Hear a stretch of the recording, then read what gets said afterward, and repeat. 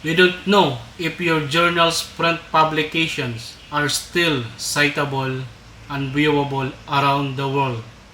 It is difficult to believe that our sacrifice will go ignored.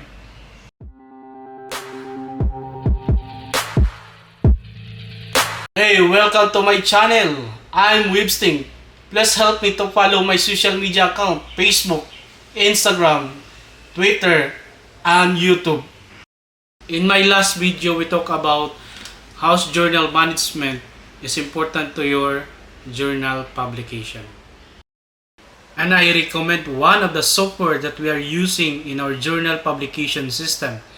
Until now, we are online due to the easy and friendly setup.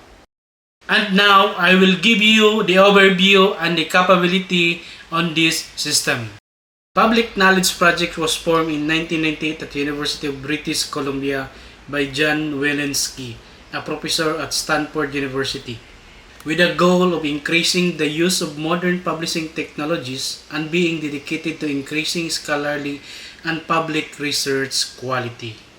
PKP is a multi-university effort to improve the quality rates of scholarly publishing by producing open source tools and undertaking research. That's why they released the Open Access Journal System to help some of the small publishers or institutions who want to support their advocacy to be cited and viewable online, make research more accessible. For decades, it's been used over 25,000 journals all across the world. It has the following features of Open Journal System: a full management tool for your entire submission, editorial workflow and online publication of articles and issues, editorial workflow that is adaptable and customizable. All content is submitted and managed online. Subscription module with possibility for delayed open access. Crossref, RSeed, and Duals are among the scholarly publishing services that have been integrated. Google Scholar recommends it for indexing and discoverability, community lead, and community supported. It is multilingual and has been translated into over 30 languages.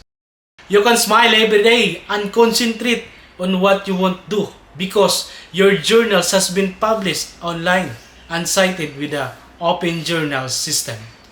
Are currently published online in OJS.